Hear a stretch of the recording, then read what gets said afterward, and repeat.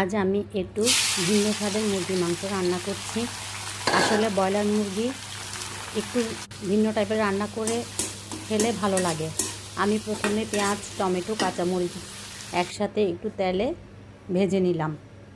ভাজার পরে এগুলো একটু ব্লান্ডার করে নিলাম। এরপরে আমি মুরগিটাকে একটু দই দিয়ে মাখায় রেখে দিলাম। এবার পেঁয়াজ আর গরম মশলা দিয়ে একটু মশলাটাকে ভাজা ভাজা করে নিচ্ছি। একটু ভাজা ভাজা পেঁয়াজটা নরম হয়ে আসলেই আমার পেস্ট করা মশলাটা আমি ওখানে দিয়ে দিব। যে মশলাটা পেস্ট করে রেখেছি এই মশলাটা আমি দিয়ে দিচ্ছি। এবার ভালো করে একটু আমি কষাবো, কষিয়ে নিব। আসলে কষানোর মধ্যে হচ্ছে আমাদের স্বাদ, যত বেশি কষাতে পারবো আমরা তত বেশি স্বাদ লাগবে। একটু পানি দিয়ে আমি একটু ভালো করে কষিয়ে নিলাম। এরপরে আমি হলুদ, মরিচ, গরম মশলা, ধনিয়া এগুলো একসাথে একটু পানি দিয়ে মাখায় নিলাম, যেন বাটা মশলার মতো লাগে, তার জন্য একটু পানি দিয়ে মাখায় রেখে দিয়েছিলাম। এরপর এটাও দিয়ে দিলাম।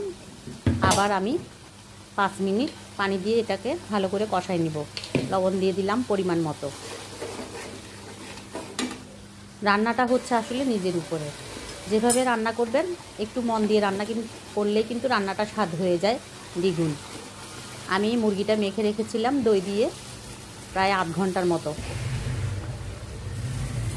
আমি সবসময় ফার্মের মুরগিটা একটু ভিন্ন টাইপের রান্না করার চেষ্টা করে যাই, কারণ ফার্মের মধ্যে আসলে একটু ভিন্ন টাইপের রান্না করলে ভালো লাগে। আর কক বলেন, দেশি মুরগি বলেন, ওগুলো আলু দিয়ে রান্না করলে ঝোল করে ওটা এমনিতেই স্বাদ হয়ে যায়। ফার্মের মুরগিটা একটু ভিন্ন টাইপের রান্না করতে ভালো লাগে স্বাদ বাড়ানোর জন্য। এবার আমি ঢাকনা দিয়ে বেশ কিছুক্ষণ কষিয়ে নিলাম আবার মাংসটাকে। এরপরে হালকা পানি দিয়ে মাংসটা আবার একটু 5 মিনিটের জন্য রান্না করে নিব। যখন মাংসের তেলটা উপরে উঠে আসবে তখনই আমি চুলাটা অফ করে দিব। আমার রান্না ভালো লাগলে অবশ্যই সাবস্ক্রাইব করবেন, লাইক, শেয়ার, কমেন্ট করে দিবেন।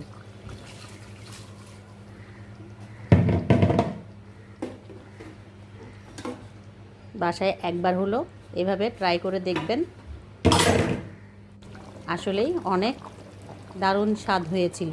আমি খেয়ে রান্না করে আপনাদেরকে বললাম, আপনারাও এভাবে বাসায় রান্না করে দেখবেন।